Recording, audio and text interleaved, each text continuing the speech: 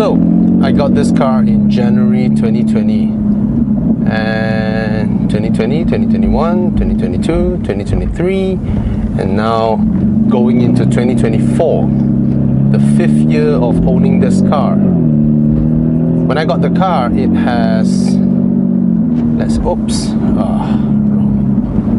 it has like 12,000 km. Yeah, it was a 12,000 km car, and now it is at 45,000. 45! Probably you guys will twist a little bit here. Yep. So yeah, staggering. I have put on 33,000 km in the course of the past 4 years, which is quite something. Now, of course, like anybody else, when I was pondering,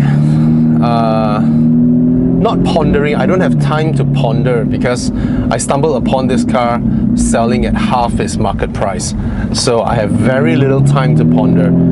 It's mostly fear because, you know, I've only ever owned BMWs and Audis, and Aston Martin to me is, you know, it's like the likes of Ferraris and all that, McLaren or Lamborghinis or Rolls Royce or Bentleys and all that. And we've heard our fair shares of, oh my god, they're gonna cost you a bomb to run. And of course I did my online research, visited a lot of forums, joined a lot of foreign Facebook groups and all that for discussions while this was ongoing, you know.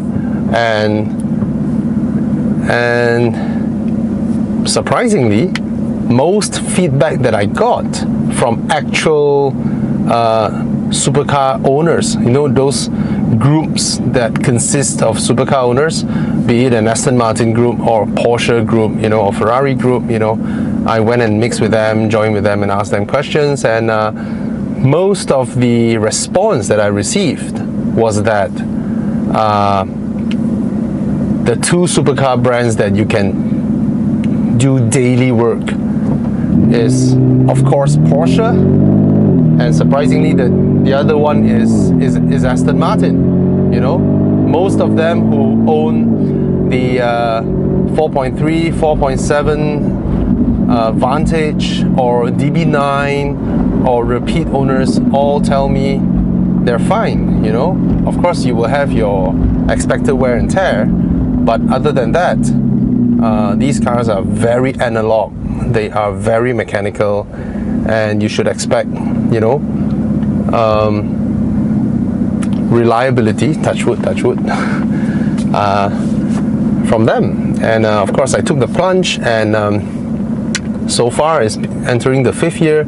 Again, I need to touch wood while saying this. The only one time where I experienced issues would be that of the catalytic converter's ceramic lining was dislodged, and it gets ingested into the engine through the exhaust valves.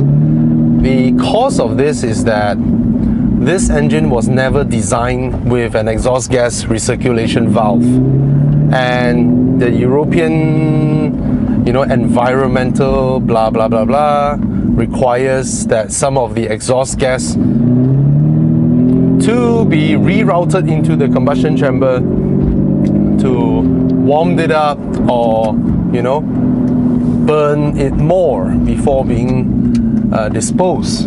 So without an EGR, what the Aston engineers did was to have the intake valves and the exhaust valves overlap.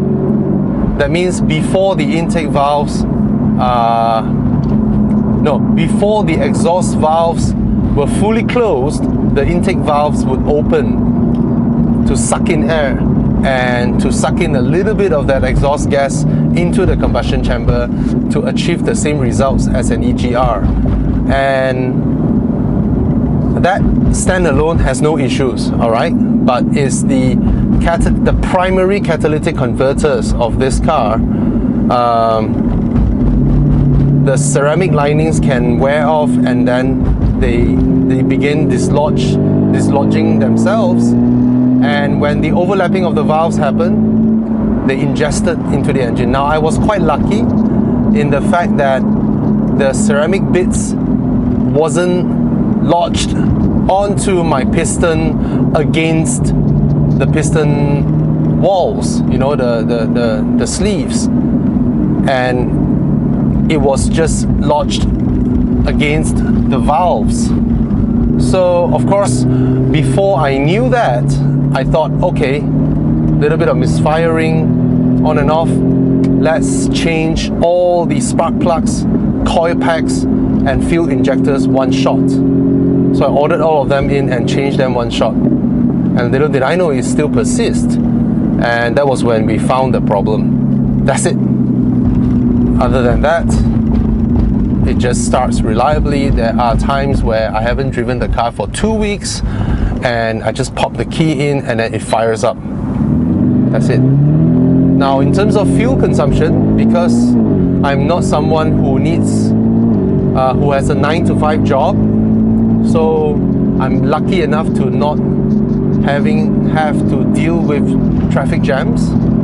So every time my engine burns fuel, it is when I am driving. So far I'm very, very happy with the fuel consumption. Genuinely happy. It's not high at all compared to my previous 3-liter supercharged Audi. That one is way thirstier than this car, and it's fine. It's fine. I'm happy with it. Yeah.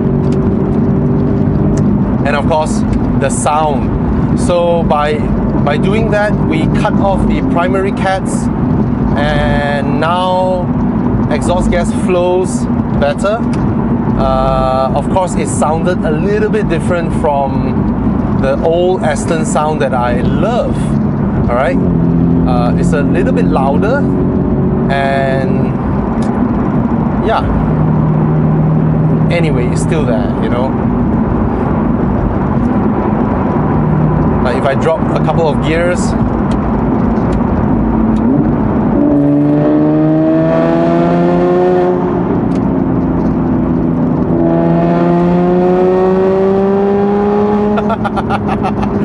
gets me every time. Oh my god, the sound.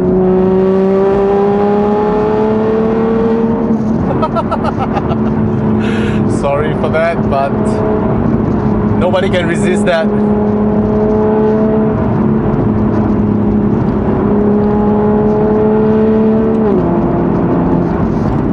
Oh, the upshifts and downshifts.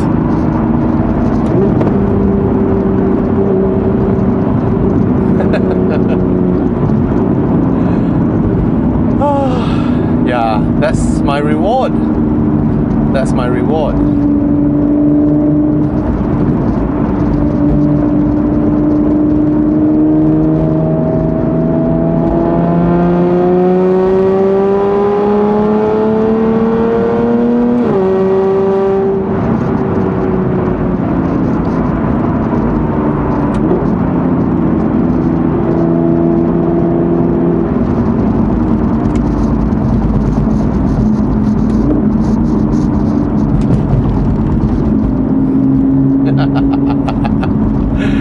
Sorry for that.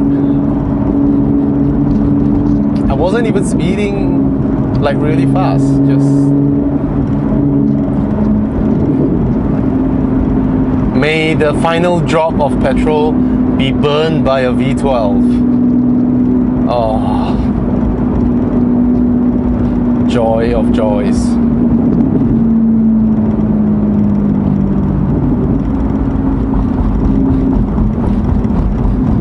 Pop it back to automatic.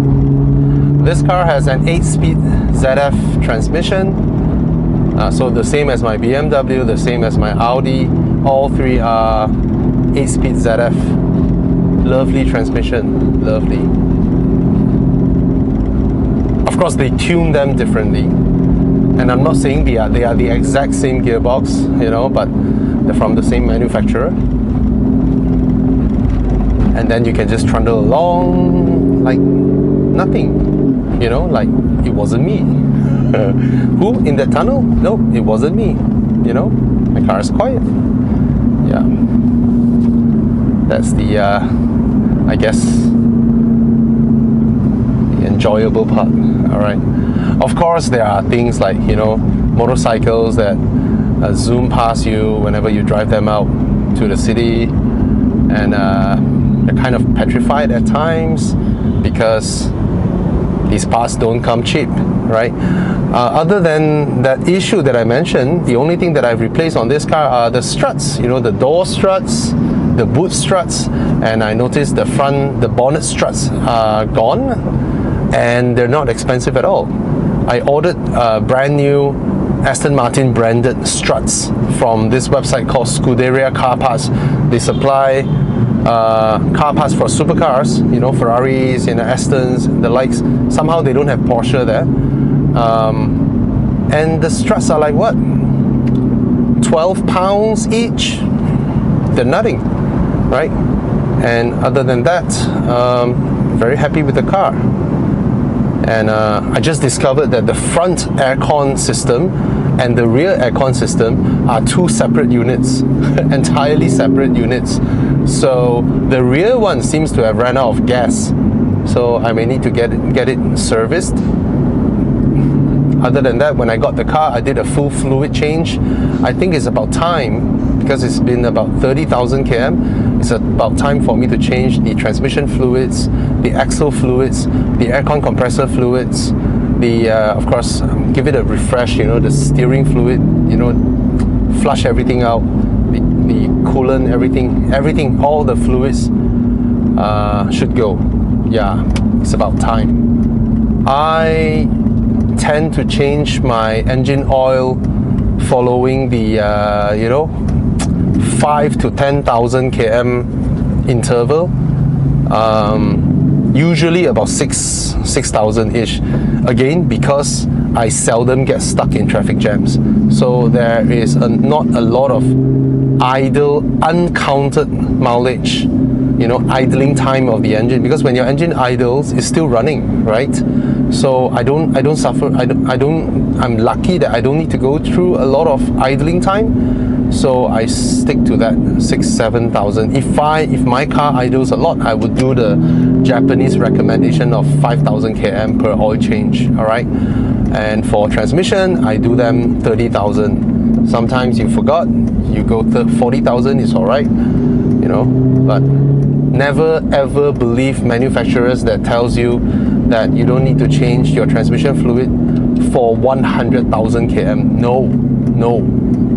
No, don't believe that.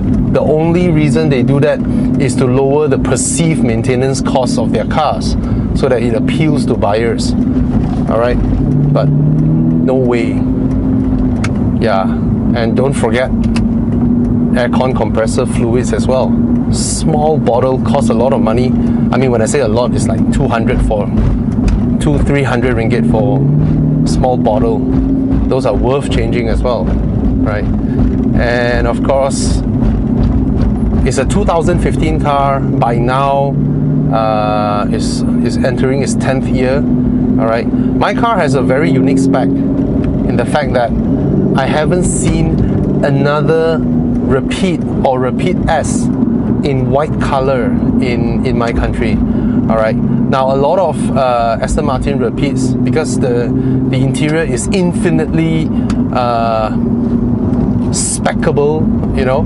So I've seen some with bright, super bright red leather seats, bright red suede on top. I can't accept those. This is like the wonderful spec that I wanted, you know. I'm not kidding, you know. White color leather and full dark interior. I know I always say that, oh, don't have your interior in full dark, but this, I kind of felt that if the exterior is white and the interior is white, bleh, right? And the stitching is actually silver threads, silver stitching, black all out. And I don't like those where this waterfall piece is either carbon or bamboo wood. I don't like those, you know, they create such a big mismatch. This one in piano black, real piano black wood, just blends in beautifully. And I don't like the 2016 version where they took away the clock. They took away the clock in the 2016 version, and all these aluminium mill buttons, all these buttons are milled from aluminium, actual aluminium, solid aluminium buttons. All these buttons were changed to the touch sensitive pads, which I don't like, you know, a bit like the 177-ish. I don't like that. And I like this one with the clock, especially when you start the car. You know, when you switch off the car, after the car has switched off its systems, the clock will turn to 12. And then when you start the car, it will roll its clock, you know, beautifully. Just roll the clock to 8 o'clock. You know, it just sticks at 8. And then after you drive it for a while, I don't know what sort gets connected, maybe whatnot. And then the clock will slowly turn to the correct time, which is like now, it's close to 11 o'clock. I love that. So I love the spec of this car, and there are a lot of repeats with the rear screen, the rear infotainment screen. I hated that because they will look like crap in 10 years time, you know, those ugly old LCD screens. So this one doesn't have it. So I absolutely love the spec of this car. I think it's the one and only one in the country with this spec, and I absolutely love it. You know, all the other repeats are either dark bronze or dark grey, gunmetal grey, black. Yeah, they're all the kind of dark colors. There are blue ones, but repeat S wise, this is the only white one. There is one repeat, the standard repeat. The standard repeat has 470 horsepower, and then in 2014 they introduced the repeat S with 550 horsepower, and that one still has the 6-speed gearbox. And then in 2015 they introduced the 8-speed gearbox with the repeat S that bumped the horsepower up another 10 horsepower, 560 horsepower, which is the one that I have. And then in 2016 they changed the whole dash to the touch sensitive pad. So this is like the rare 1 year interval where it has everything that I wanted of what to me is the perfect Aston Martin repeat S. And to have 90 horsepower more than the standard one, you know, 90. You see, Porsche S and S behind when they squeeze out 20 more horsepower, whereas this high performance version is 90 more. Think about it, it is a naturally aspirated engine. How much work have they put in to squeeze another 90 out of it? It's a lot of work, you know, and it's wonderful. It's wonderful. And it sounds amazing.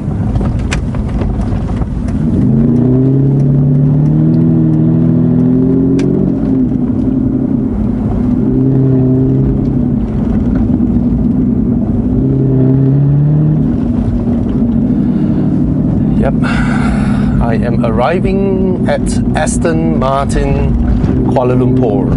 Yep.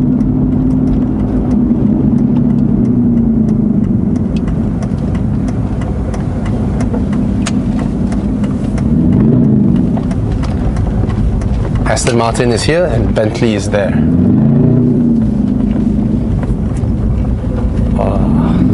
The two wing badge brand.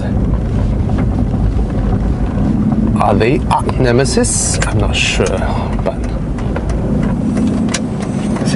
this guard is a bit sleeping, huh?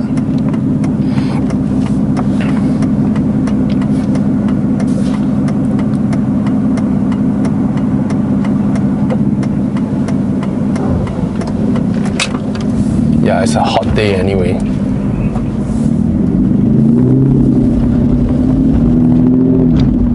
So yep, absolutely love this car. Currently the 2016, I mean, when it's 9-year or 10-year, they are almost the same. Currently 2016 Aston Martin black color ones, I saw them listed for sale for around 690,000. There is even newer one at 700 over 1,000. Yeah. So probably if I put mine up in the market, I probably will put it at almost the same 788,000 as well, because it's white, it's special. All right, beautiful sound, just absolutely beautiful sound. And I'm toying with the idea of changing to that Velocity AP exhaust from Canada. It'll make my car sound like an F1 car, so I'm not sure that's what I should, because it no longer sounds like the original Aston sound, you know, the grunty V12 instead of the high pitch V12 like Lamborghinis.